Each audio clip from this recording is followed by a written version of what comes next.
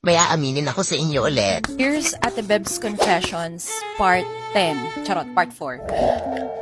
I was the girl best friend to watch out for.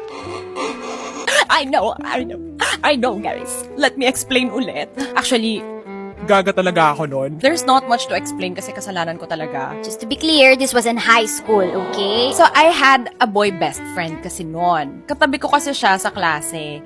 Tapos, naging very close kami dahil nga katabi ko siya. Tapos, lagi niya akong kinukurot. Mahilig kasi mangurot yun. Tapos na-fall ako sa kanya. The issue with me was I knew na meron siyang ka-MU. Meron siya ka-MU, bakla. Alam ko kasi, ang Gen Z slang na ngayon ay Situationship. Talking stage. pero nung kapanahunan ko, MU pa yung tawag, mutual understanding. That time kasi, sobrang close namin to the point na every night magka-call kami tapos umaabot ng 7 hours yung tawag. I don't remember why, but I gave him a letter na long bond paper yata yun tapos back-to-back na maliit ang sulat. Hindi ko alam kung anong pinagsasasabi ko doon. At alam ko nga may ka-MU siya. Ay, wala talaga akong kwentang tao, no? Tapos naalala ko, hindi ko alam kung math ba to o homeroom.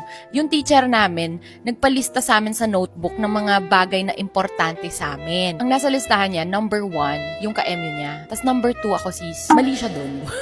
Kung ako talaga yung ka-MU niya noon, syempre no, I would feel hurt. Na bakit nasa eksena tong babaeng to? But again, si bakla, kilig na kilig pa din. Pero, napagtanto ko na yung lugar ko noong time na pumunta kami dun sa bahay nung isa naming kaklase. Tapos ewan ko for a project yata or some shit. Nagtatanong yung isa naming kaibigan, boy BFF, if may chance ba ako sa kanya. Sabi niya wala talaga, pero piniga nila at 10% lang daw talaga ang chance ko. Tapos syempre, chinismis sa akin yun at na-hurt ako. And deserve ko yun.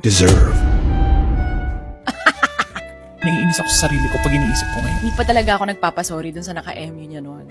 So, ito na po ang chance ko. I'm sorry. I was immature. We were young. I don't want to make excuses, pero mali ako doon. Ay, I'm so sorry. I'm sorry. It was so desperate and cringy for me to do that. I just wanna give you guys an update about them. Sis, hanggang ngayon sila pa din. Pareho silang doktor. At saka ate, sobrang high school na nun. Alam nyo ba, nasa isang GC kami nung girl ngayon. May pinagchichismisan din kasi kami before. Sorry din po sa mga nabiktima ng mga girl best friend na katulad ko noon. Promise, hindi na ako ganon. Kayo mga girl best friend, ano man yung boundaries nyo, hindi kayo yung girlfriend.